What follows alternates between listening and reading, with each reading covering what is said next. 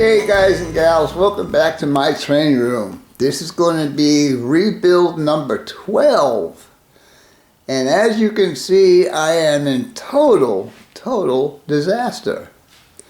And I want to say one thing to you guys. When you're designing a layout, incorporate all the features that you're going to have. I decided I was going to have a helix, but I did not decide on how I was going to support the second level. And so when I built the framework, I didn't incorporate any kind of structure to hold up the second level. So I had to improvise. And what you see here is 1x2s. And what I did was cut the foam out, and these will sit into the foam. And I'm going to do something I really didn't want to do, and I told Dave that I didn't want to do this, but unfortunately I got to do it. You guys know that all of my interior house was painted recently, and I really didn't want to put any holes in the wall. But when I think back of putting this guy up, we put holes in the wall. So that is what's going to be holding up my second level. Now remember, it's only going to be a foam up there. There's not going to be any weight really. So on this side here, I already started. As you can see, I've got all my holes dug out of the foam, and I also have all my pieces cut right here. This is my temporary workbench. 2 sawhorses and an old shelf. Alright, so the next thing for me to do is to build that one. Let me explain something. This one here,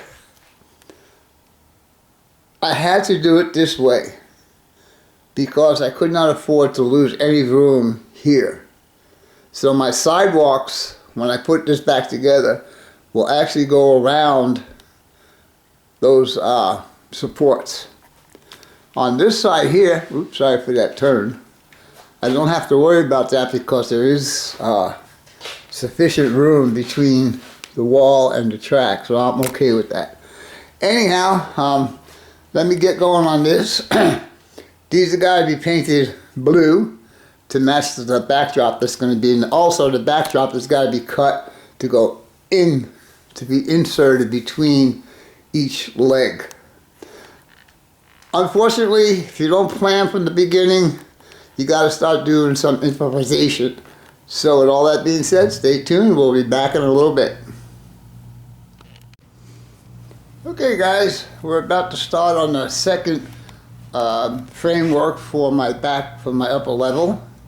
And as you can see, I've got 4 of these guys mounted in the foam, or below the foam, and my 8-foot piece on top. That plug wire will get changed eventually. It'll go up along the ceiling and then down in the corner. Anyhow, the next thing for me to do is I will take my square and I will mark every place, oops, that we need to put the uprights. Alright, so let me go ahead and do that, and I'll show you what that looks like when it gets done. Be right back. Okay guys, welcome back to the training room. As you can see, there is absolutely no change on the disaster that I have going on here. But I do have progress on this. As you can see, that wall is pretty much complete. It is attached to the wall in 2 spots. One here and one down at the other end, and I just used these anchors. And then this side here is exactly the same.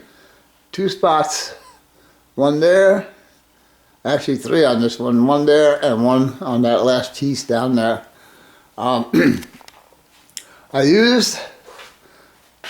I only was going to use a single piece of foam, But I decided, well, you know what? On my other layout, I had 7 bridges. And I wanted to get some bridges on this layout. So, the reason why I put the second level on here is so I can make gaps like that for that bridge to go over. And also, I did the same on that side. Construction of this was very easy. As you can see, I just used these L brackets right here. I spaced these out at 29.5 inches because these guys are, I think, 3/16 foam board. Let me get this out here. And on the upper level, they will fit center to center, as you can see. But on the lower level, I had a happy mistake. I was going to paint, I keep hitting the zoom button on this camera. I was going to paint the framework in here. So what I did, I said, well, these guys got to get painted anyhow. So I put these, I loosened it up off the wall, tilted it forward, and took these guys and put it behind. I said, okay, so I can start painting. But no, because I'd have to put it all the way up to the top, otherwise I'd still be able to get paint along there. So, because of that mistake, after these guys are painted, these guys here, and they'll get painted the same color as that, I will loosen this up off the wall again and put them behind. And that way it'll give me a nice flow along there as far as the backdrop is concerned. I hope that made sense. Okay, so now you know how I got the structure together.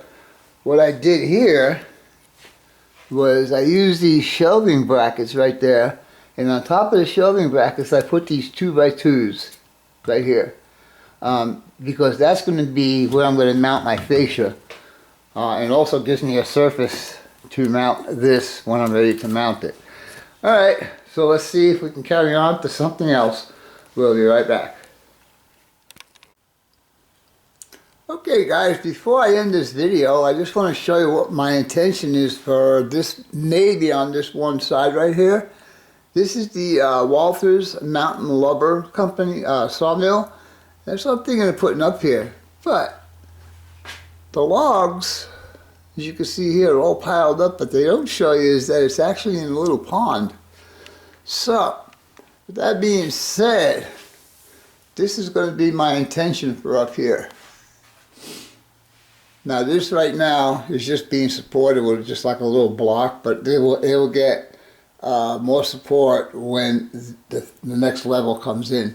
But anyhow, little river coming in here like this, and it'll wind up to be a pond like right here, and there'll be logs in there and blah blah blah and so on and so forth. Anyhow, on that wall, I intend to do a bunch of scenery. Maybe if I change the direction of this river to make it look like it flows actually over to that side. I don't know if that could be done. It'd be easier to do it from this side and have the lumber mill on this wall instead. That's all up to me. I'm not sure how I'm going to do it yet. But anyhow, with all that being said, hope you guys and gals enjoyed this video, and as always, your questions, comments, input, subs, shares, and likes are always welcome.